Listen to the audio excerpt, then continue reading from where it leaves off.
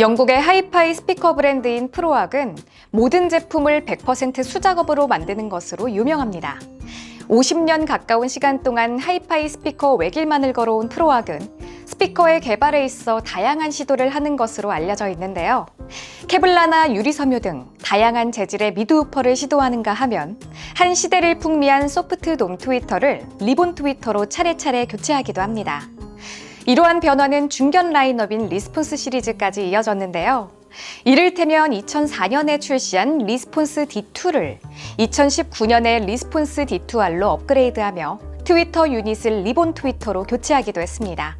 그리고 오늘 리뷰할 제품이 바로 리스폰스 D2R입니다. 음악과 오디오를 사랑하는 소리샵 튜브 시청자 여러분 안녕하세요. 프로덕트 리뷰 시간입니다. 리스폰스 D2R은 투웨이 투유닛 베이스 리플렉스형 스탠드 마운트 스피커입니다.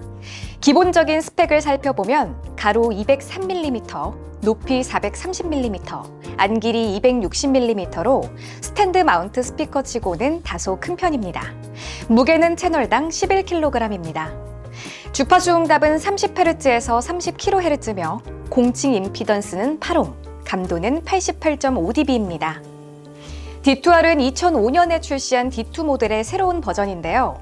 기존의 실크 돔 트위터 대신 리본 트위터를 장착하여 R이라는 이름이 붙었습니다.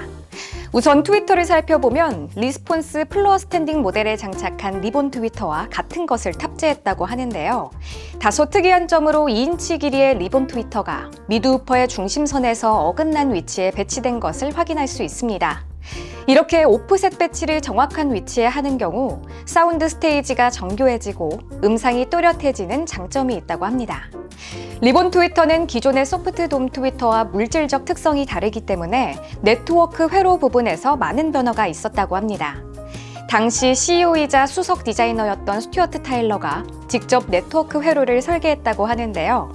리본 트위터의 특성을 잘 살리면서 콘형 미드우퍼와의 매끄러운 조합을 위해 많은 신경을 쓴 부분입니다. 6.5인치 미드우퍼는 구리 페이지 플러그를 장착한 유리섬유 콘 드라이버입니다.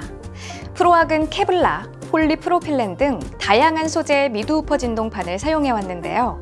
D2R에는 D2에 사용한 것과 같은 유리섬유 진동판을 그대로 장착했습니다. 인클로저의 내부에는 역청이라는 반고체 물질을 입혔는데요. 이는 스피커 안쪽에 불필요한 공진을 억제하며 프로악만의 자연스러운 소리를 만들어냅니다. 또한 D2R은 인클로저의 앞부분에 뚫린 베이스 리플렉스 포트를 통해 저음부를 튜닝하는데요. 포트가 앞쪽으로 나 있기 때문에 뒷벽과의 거리 등에 구애받지 않고 비교적 쉽게 설치할 수 있습니다. 마지막으로 색상은 체리, 로즈우드, 에보니의 세 가지 중에서 선택할 수 있습니다. 이렇게 프로악의 리스폰스 D2R에 대해 알아봤는데요. 과연 이 스피커는 어떤 소리를 들려주는지 오디오 전문 리뷰어인 김편님에게 직접 들어보겠습니다. 소리샵 튜브 시청실에서 이뤄진 리스폰스 D2R 시청에는 NAD의 스트리밍 인티앰프 M33과 실텍의 클래식 레전드 680L 스피커 케이블을 동원해 룬으로 코브즈 스트리밍 음원을 들었습니다. 올라프 아르날즈와 앨리스 사라우트가 연주한 쇼팽의 야상곡을 들어보면 우선 무대에 홀로그래픽하게 등장한 피아노의 빛이 아주 좋습니다. 부풀거나 얇지 않고 주변 노이즈도 거의 증발된 상태입니다. 특히 바이올린 연주음에서 목향이 느껴지는 점이 프로악 사운드의 매력이 아닐까 싶습니다. 전체적으로 중저음은 단단하고 깔끔하며 고역은 리본 트위터 덕분에 깨끗하게 위로 뻗는 느낌입니다. 두 악기의 음상이 또렷이 맺히는 것은 역시 오프셋 트위터 배치 덕분으로 봐야 할 것 같습니다. 챗 베이커의 얼론 투게더에서는 무대 왼쪽에 등장한 트럼펫에서 의외로 온기가 느껴집니다. 이렇게 브라스 악기에서 사람의 따뜻한 체온과 두터운 볼륨감이 느껴지는 것은 역시 6.5인치 미드우퍼와 스탠드 마운트로서는 비교적 큰 내부 용적 덕분으로 보입니다. 이어 등장한 바리톤 색소폰은 트럼펫에 비해 약간 성기기는 하지만 보다 후끈하고 굵은 저음을 들려줍니다. 외모만 보면 리본 트위터 성향이 지배할 것 같지만 실제 들어보면 D2R은 중저음이 매력적인 스피커입니다. 여성 보컬곡을 연이어 들어봤습니다. 안네 소피 폰 오토가 부른 그린송에서는 오터 목소리의 배음과 잔향 처리가 아주 잘 이루어졌고, 다이애나 크롤의 I've Got You Under My Skin에서는 기타가 바로 앞에서 들리는 것 같았습니다. 악기와 보컬의 소릿결만 놓고 보면 예전 프로악의 약간 텁텁한 이미지가 말끔히 사라진 것 같습니다.